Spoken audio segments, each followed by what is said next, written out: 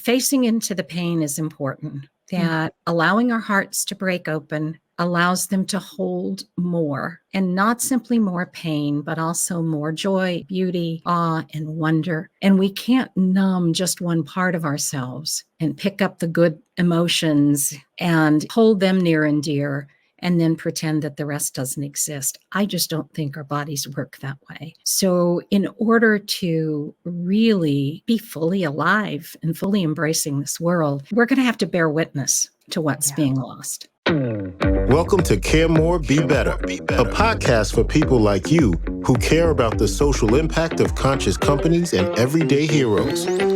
Hear inspiring stories from those who put people and planet before profit and personal gain. You'll learn how you can make a difference, vote with your dollars, and get involved today. Here's your host, Corinna Bellizzi. Hello, fellow do-gooders and friends. I'm your host, Corinna Bellizzi. Today, we're going to delve into the topic of reconnecting with Earth and soul amidst the climate heating and the climate chaos that is becoming our norm. Joining me on this journey today is Leah Rampy, author of the new book, Earth and Soul, Reconnecting Amid Climate Chaos. Leah is a teacher, professor, corporate and nonprofit executive, and leadership consultant. Her growing commitment to reweaving soul and earth has been informed by leading pilgrimages, retreats, and her extensive reading and research. Leah lives in a cohousing community in Shepherdstown, West Virginia, with her husband, David. They have 2 adult children. I'm so thrilled to have her here today. Leah, welcome to the show. Thank you, Corinna. I'm so happy to be here with you. Now, I want to begin with that last part of your bio. Tell me about this co-housing community that you call home. Yes. So the physical presence of this co-housing community has been here for about 5 years. And co-housing means that we have a intentional community. We planned it together. We make our decisions together. We put in our sweat equity to make it work. We have people who are doing community gardening and others who are taking care of our trails through our conservation area and cooking meals once a week. And it's all sorts of ways in which we collaborate and cooperate around the principle of community and earth care and being good to our community at large. Well, I love that. This won't have been the first time that we featured a guest who lived in a community like that. So it's really nice to see that there's more happening along those lines, coast to coast. The other one we featured was in Colorado. And I'm forgetting the author's name now, but he wrote a work of fiction, eco-fiction. I'll figure it out before this show is up and be sure to share it with everybody because was really an interesting read. It was called Tickling the Bear, and I'm just blanking on his name right now. So we'll come back to that. Now, we are here today to talk about your book, Earth and Soul. And I really wanted to start by learning what inspired you to write it and release it now, and really who you had in mind when you were crafting this incredible book. Yeah, that's a great place to start. Thank you for that. Well, I guess the simple answer of what inspired me to write a book is that this is the kind of conversation that I wanted to be in. I think the way in which we live in these incredibly challenging edge times is very important. And I don't think we have a lot of guideposts for how we live amid the chaos, the climate craziness, the loss of biodiversity and ecosystems. And, it just wasn't cutting it for me to just go around and talk about climate change. It wasn't as inspiring as I wanted it to be for people to feel like they knew how to make change. So I started out with the idea of the people who were on retreats that I've led, who were really pondering this and wanting to reconnect. And then I thought about people who are working so hard in the environmental area, like you and many of the people you've had on the show, and yet who are feeling that eco grief and loss and probably frustration that things don't move as quickly and smoothly as they know is needed for us to make a huge difference that we're trying to make. So they came into my sites and thought about young people who many of them are heartsick about the state of our world and what those of us who are my age are leaving to them. So those were my audience members that I had in mind, but really it could be anybody who cares about what's happening in the world right Well, I just want to say that so many of the books in this space are well intentioned. Nobody comes into this space to write a book about the earth, the climate crisis, the battles that we're all facing, trying to enable us to feel like we have a semblance of control or can do some now. good in the face of what can seem insurmountable challenges, but so few of them are so well written. Mhm. And I just want to say that because it makes it easy to read and actually a joy. I was telling you as we started this, I mean, in the first 11 pages, I think I found a new term or something I had not heard before, which doesn't happen every day. The what was it? World Wood Web? No, Wood Wood Wide Web. Wide Web. Yeah. As And as I somebody who said, does a I lot of wish this I'd reading. coined that, that would be lovely if I had invented that. But apparently Nature magazine did when they were writing about the wonderful scientist Suzanne Simard, who was kind of cracking the code on what was going on in the underground fungal network and the incredible ways that trees were communicating with each other and exchanging nutrients and water and so on. Yeah, so that Wood Wide Web story, and I have the advanced reader copy, so the page number may have changed, but we're talking about page 19 here. And what's really interesting about this story, perhaps this inspired me to eat some more mushrooms this morning. I had some lion's mane in prep for this interview, but you talk about the fact that you'd see some forests where the trees that are really leafy and get a lot of sun in the summer, they might be crowding out some of those evergreens. And the evergreens are actually getting carbon via this mycelium network or the mushroom network Mhm. underground to the conifers. And then those evergreens and conifers are actually producing more carbon during the winter because they're evergreen. And then the exchange happens and they're feeding the carbon to the trees that don't have any leaves right then, that are Mhm. deciduous. So that's why the term was called Wood Wide Web, which is really unbearably cute. But to me, this is something where it's like I learned something new and in the first 20 pages, and it's fun to read. Like that will keep me turning the pages, that will keep me engaged in reading, even as I'm hearing some of these stories that frankly help me to navel gaze a little bit because it's like, wow, somebody else is feeling this way. Mhm. I'm not alone here in Mhm. feeling completely out of sorts when it comes to the fact that I have atmospheric rivers now hitting my central coast of California every year. My home office flooded 3 times in the past 2 years. I had to undertake some pretty massive construction projects at home in order to solve for that, and this year was a test, and so far, we're good. But, that's Yeah. $30,000 that I luckily had that many people don't.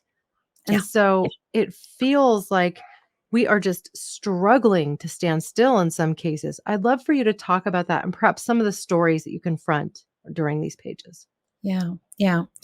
So there was a lot in what you said. Thank you for that. It's one of the reasons the way you just laid that out, that I'm not particularly fond of the word sustainability.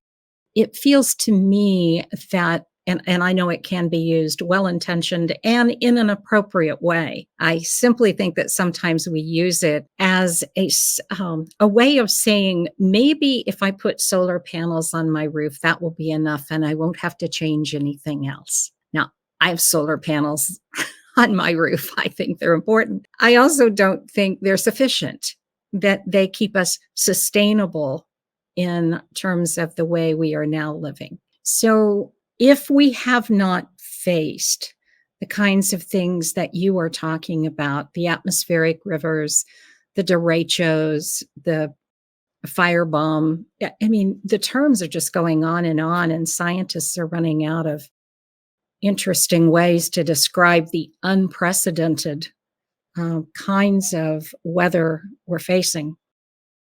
If we haven't confronted that, I think we are in a very privileged position and a lucky position. So, both because perhaps of our economic status or the color of our skin, we are able to live in a place that is less prone to rising tides or wildfires or whatever, but not necessarily. Not necessarily. So, the luck may play a big part in that.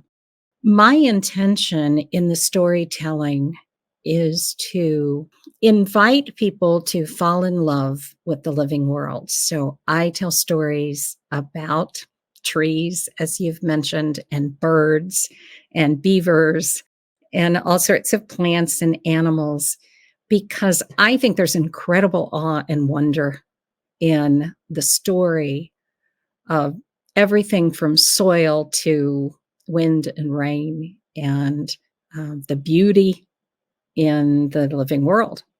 So I'm really inviting us to be awestruck by the genius, the wisdom, and the amazing beauty of this world we live in.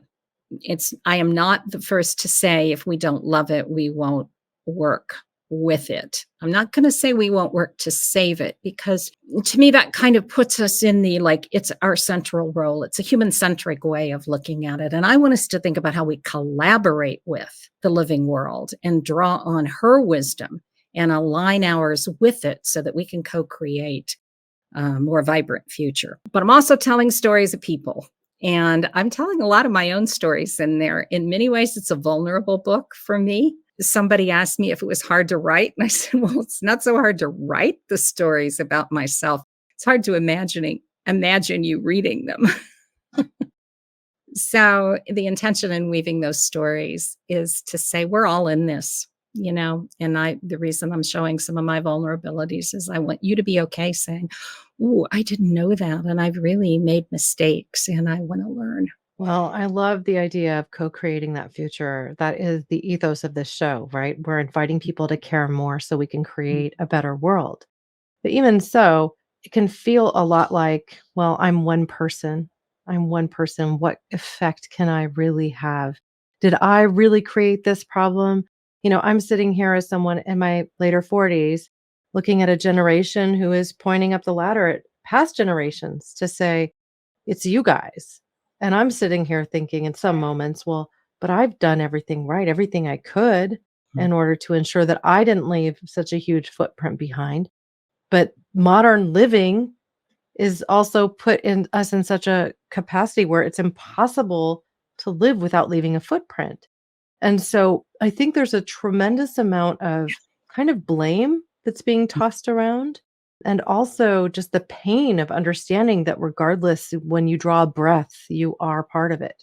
So I guess my underlying question really for you, and it's one I often think through too, but how can we head forward with some faith that our actions can have a positive effect as opposed to just a negative one for every breath we draw? Yes, I have great empathy for that. I think it is so easy for us to feel that it's hopeless. And when we do, then I think the tendency is to want to numb ourselves to the pain or look away, um, just pretend it doesn't exist, go on about our business, just because who wants to reflect on the depth and breadth of these challenges that we're facing? And yet, what I'm really arguing is make it 2 points here. One is that facing into the pain is important, Mm. that allowing our hearts to break open allows them to hold more, and not simply more pain, but also more joy and beauty and awe and wonder. And we can't numb just one part of ourselves and pick up the good emotions, and, hold them near and dear and then pretend that the rest doesn't exist. I just don't think our bodies work that way. So in order to really be fully alive and fully embracing this world, we're going to have to bear witness to what's Yeah. being lost. I think we can connect this conversation to a discussion about an anti-consumerist movement. Because as you are in a co-living space, you're also, in a way, supporting this move from what is the conventional American wisdom of how we live, where it's like two and a half people and a dog in a house with four walls and separated from everybody with your living spaces and your outdoor yards or something along these lines. People who live in apartments next to each other but don't ever even say hi when they come out of the door. Right. It's a different way of living. Mm. And, I have featured on this podcast a guest at one time, Stephanie Safarian, who has a podcast called Sustainable Minimalists, right? And she shared with me on this show that sustainability and minimalism aren't necessarily part of, like, you're not always at the center of them in that Venn diagram. There are parts of each of these movements that can be separate, which I agree with. But I also think that we are living in such a world where the engine of consumerism is what drives employment and our Mm. economic system and what job you have and what products you take Mm. and what your status is. And all of that is so interwoven in how we live today that it's like we have to break apart our societal constructs and work to rebuild them into something that is different in order to actually build a future that can regenerate, that can be Mm. connected to Earth, and that can move us from the climate chaos that we live in today, where there's a new term every week, from the bomb cyclone that hit Capitola and put all of the town underwater. That was recent in history here in the central coast of California, to the atmospheric rivers that are now, I think that we had 11 or 13 of them last year in the central coast of California. I'll probably see as many again this year, where we just get all of the water at once dumping out of the sky so much that there's nowhere for it to go. And that's why we're seeing things like flooding in places that are on hills. Like, I'm on a hill, my home flooded. The Mm. low point of my home flooded because the water had nowhere to go and it was coming so fast that, what will water do? It finds the way down as quick as possible. Right. Mm. I know this is one part commentary, but I'm just really hoping that you can help unveil what you think that unmaking and remaking can look like. Well, let me say that I wish that could happen quickly, that unmaking and remaking. And yet, that is such an incredible change that I suspect it's going to happen over many, many lifetimes. Hmm. And in my lifetime, what I'm hoping for is that I can begin to make some headway toward that kind of a vision of a future world that is about living in a way that everyone, every being can thrive. Robin Wall Kimmerer used the term mutual thriving, and that's become a favorite of mine. So, how can we live in a way that that is a goal, that we see that as important? So, it can be so discouraging. We can't do it all. And this is the soul part of the conversation.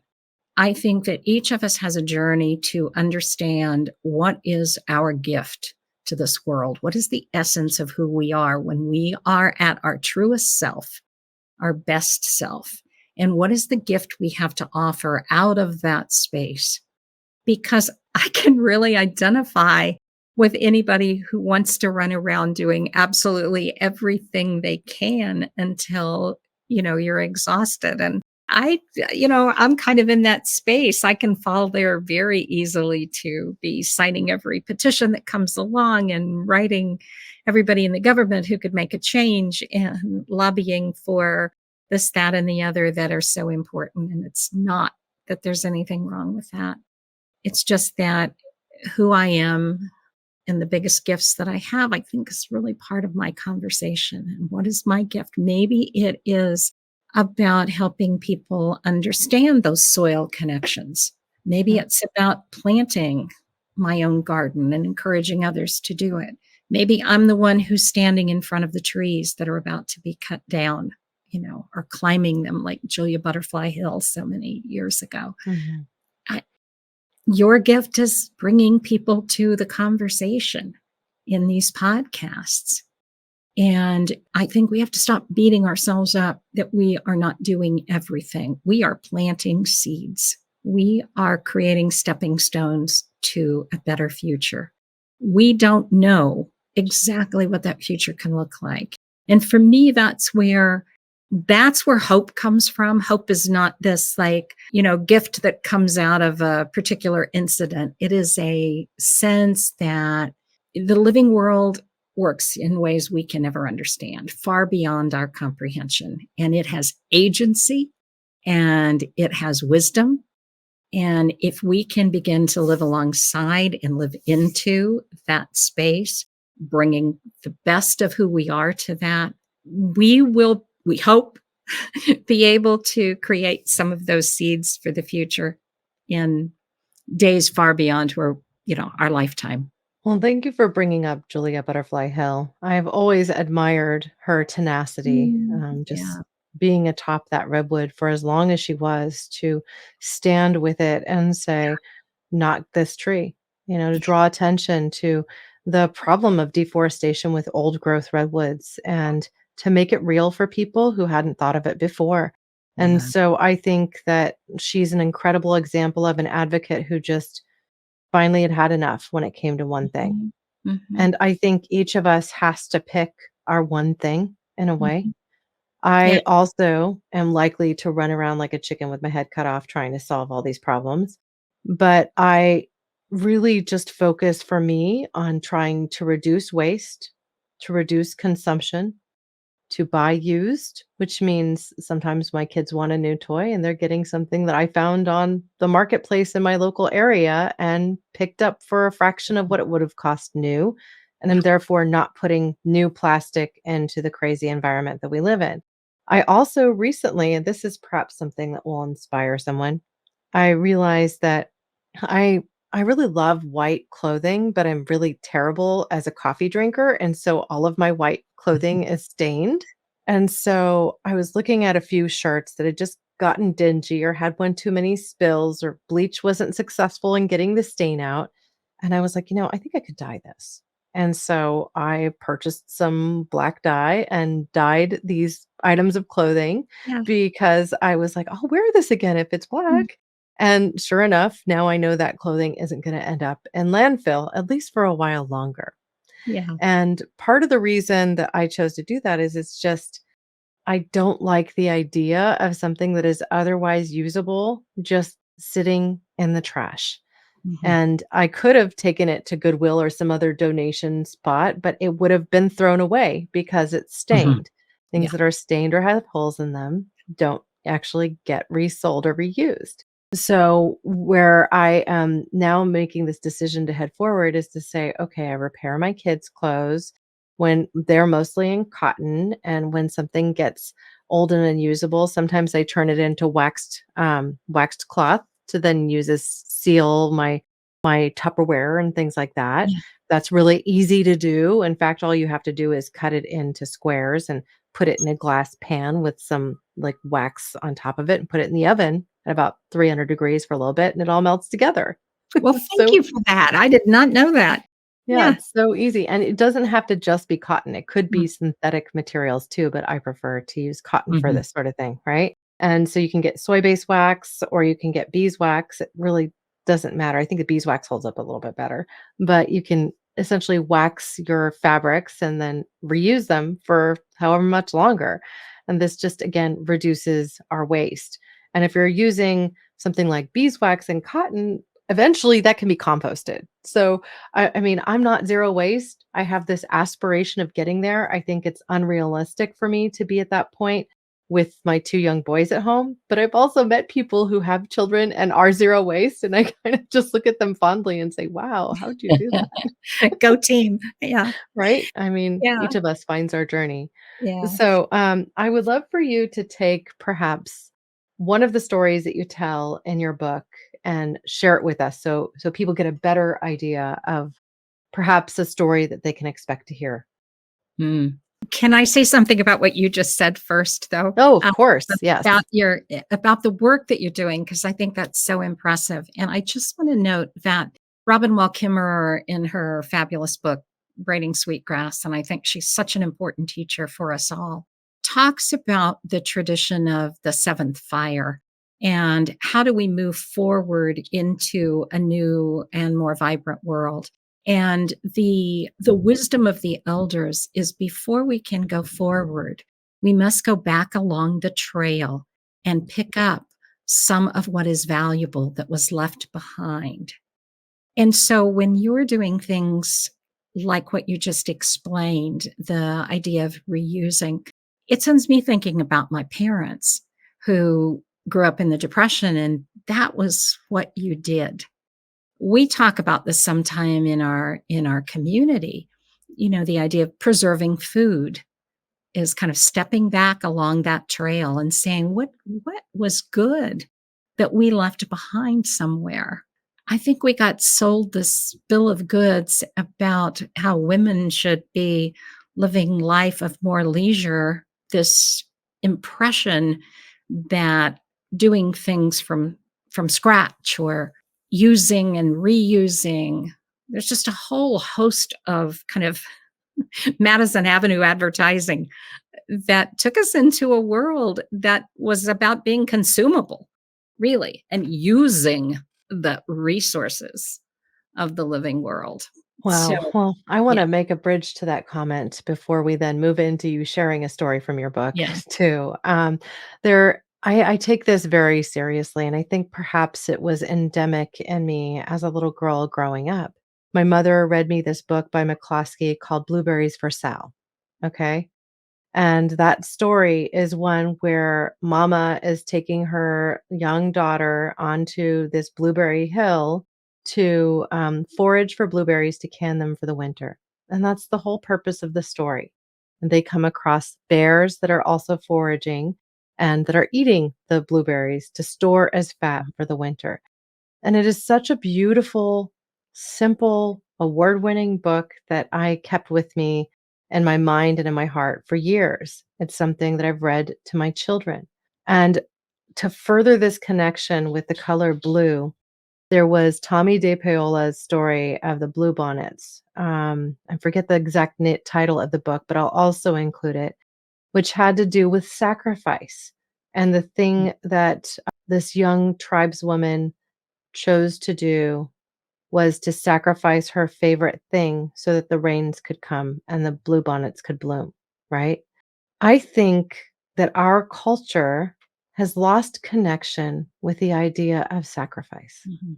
And it's something that I'm working to bring back into the vernacular with my kids because the world of immediate gratification doesn't actually breed appreciation. And appreciation is something that breeds happiness. Like we know that the spirit of thankfulness is what brings us forward into actual enjoyment. And so I have felt for some time that this kind of rapidity with which we lead our culture, this disposable nature of things, and the fact that we're so cycled through for this immediate gratification moment in our daily lives is part and parcel to why we're so stressed and why we're so, our attention and focus aren't there, our gratification, our personal satisfaction, our moods, all of these things, I think are connected to the way we're living.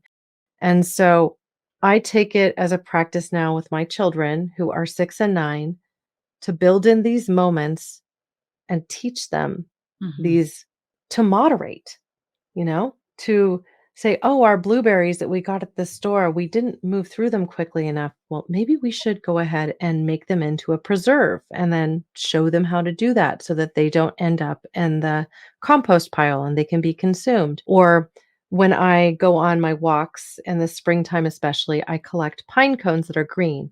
And I've learned to make magulio, which is a syrup that you make with pine cones and brown sugar. And it's delectable and fun.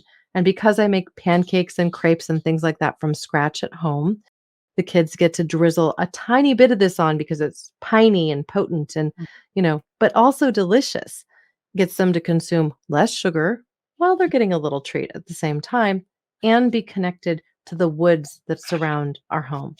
Wow. And I Wow. feel like these moments, these Wow. things that I do are actually instilling in my kids an appreciation for the natural world an appreciation for where food comes from, and then reading books like that story of the Bluebonnet by Tommy De Paola or Blueberries for Sal by I think his name's Robert McCloskey, Mhm. that these things are carrying through and will live on in the next generation.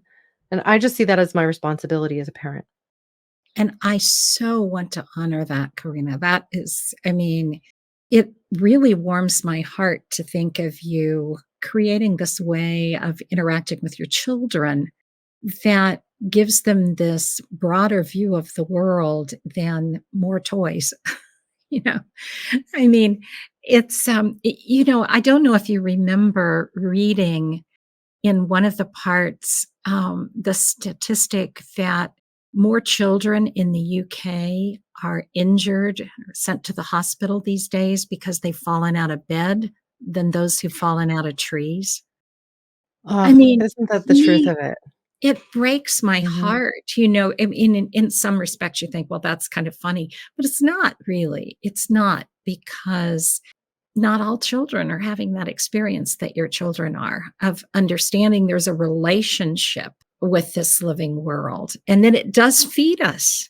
I mean, it's easy to lose track of where your food comes from, just as one simple example. So I really honor what you're doing. Thank you. Well, my hope is to get them, we're going to work on building a tree house on our property. This is another kind of page from my deck when I talk about preservation. I have oak trees on my property, and oak Mm. trees are likely to split when we have extreme weather, especially like the extreme weather that we're having today. And that can be devastating to the ecosystem. It can kill the tree, and you can remove a lot of shade, which is also creating these kind of microclimates underneath their boughs. And so I worked with an arborist to cable our oak tree so that it's less likely to split, right? And so far, our trees are surviving and they're thriving. They seem to be doing just fine. And I have this dream of building that tree house to engage my kids again in the undeveloped part of our land just a little bit more, and to offer them that moment of independence that they aren't as likely to get in today's world of helicopter parenting. I work really hard not to be that helicopter parent because if one of my children falls out of a tree and breaks an arm, that's an experience and a story too. If they, however, tumbled out of bed and broke something, it probably means they're not getting outside and exercising their bodies enough and they've got brittle bones as a result, you know? Yeah, I mean, we'd prefer nobody broke anything, but Right, of course, but it's just a yeah, yeah. But I love that your children are out there, so that makes me feel good. Gives me warm feelings about that. yeah, So and you in asked some for a story. I Would did. you I like would me love to to hear a read story. a story or tell the story from the Why book? don't you tell it? Yes. Okay, yeah. Well, there's many I could tell, but one that I tell about, um, is a story about sparrows. And this is in China in the 50s at a time when food was scarce and people were hungry. And government officials were very concerned because that they saw the sparrows were in the field eating the grain. Hmm. So the response was we need to eliminate the sparrows because if we eliminate the sparrows, then there will be more grain for the people. So government officials encouraged people to kill sparrows. And that is, in fact, what they did. It was a whole campaign to eliminate sparrows, to pull fledglings out of their nest, to shoot the sparrows as they saw them, to break the eggs. There's a story of a group of sparrows who took refuge in the Polish embassy, and a band of individuals stood outside banging pots and pans until the sparrows were so exhausted they simply fell dead from the trees. Now, you might think then that the people had more food, but that in fact was not what happened. There was a whole invasion of locusts that came in, settled in the grain fields, and were just decimating the crops. One of the ways in which locusts are controlled, they're eaten by sparrows. But because all the sparrows had been eliminated, in fact, it led a billion of them, by the way, it led to actually greater loss of crops and greater hunger, and many people died. The Chinese government was forced to bring in new sparrows from the Soviet Union to replace the ones that they had destroyed to try to rebalance the ecosystem. The point I make in this story is not like, oh, aren't we good and aren't we smart and don't we, shouldn't I feel really good that I've never killed off a bunch of sparrows? But rather that when we don't take the time to understand the living world around us, no matter how good our intentions, we can easily make things much worse. And I go on to give some personal stories of where I have done just that. I mean, you could take a very simple one of how for years we plowed our garden or rototilled it or dug it up in some way because we didn't realize that all of that we were just talking about earlier, that whole network, that whole fungal network, and that whole vibrant ecosystem of all sorts of millions and millions and millions of everything from bacteria to small critters to earthworms were being killed, and that they were the source of rich soil that would actually nourish our plants and increase the nutritional value of them. So when we jump in, this is my point, when we jump in with our sense that we know best and we should fix what's wrong in the world, I think we have to be really careful that we pause to listen and learn and, probably sounds corny, but really to ask the world, whatever that part of the world is, what do you need? What do you need before we leap in with our great wisdom? So it's a sad story. It's a sad story to think about all of those birds being killed. I think there are versions of such sad stories that are happening all the time, whether that's dredging swamps for parking lots, or whether that's cutting down trees for toilet paper, or in the Amazon so that we can have more cattle grazing there and satisfy our need for cheap beef. We could go on and on about examples where there may be a reason that sounds really good to the individuals who are taking the actions, but the ramifications are so painful. Well, I have a really great example of what we could do that could change everything. And this one is one that is our scientists are hard at work trying to figure out how to reverse global warming, right? How do we get the space where this global heating problem starts to cool down so that we have less extreme weather and so that we can survive and thrive? And one of them is to throw up so much particulate matter into the sky that the sky then reflects more of the light, and therefore we can cool down a bit. But the ramifications of this, number one, is that the sky would no longer be blue. It would rather be white. And we can only imagine what other effects that could have. Perhaps we could even get to a space where there was simply too much of it and the global cooling was too vast that we ended up being in something like a nuclear winter that was ultimately the reason for the mass extinction of dinosaurs about 64 million years ago, right? So we could think that we've created the perfect solution and only have messed up the fragile systems that we're working with even more. I really believe that we need to look at the sound systems that nature provides to lean into those sound systems like photosynthesis and the ability of carbon to be sequestered in our soils, to really focus on those particular things that we know support natural ecosystem rebounding, and also that support biodiversity, and that biodiversity supports a balance, because that's the thing that life is always striving for. Life is striving for a balance. I couldn't agree more. I mean, I feel very simpatico with what you're saying. I think there's some sense that we keep hearing that technology, we're going to innovate our way out of this. And no one has figured out how to begin to approach the incredible effectiveness and wisdom of a tree. Yeah. You know? And I might have to innovate my way out of the next, series of power outages here in my home, but that's just slapping a Band-Aid on a problem. That's Mhm. not solving the problem.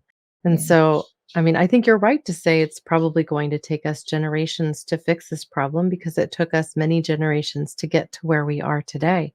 But the awakening that is happening now for people who are becoming aware and who are striving to become more informed and who are thinking about consumerism as something that we shouldn't necessarily be marching toward blindly.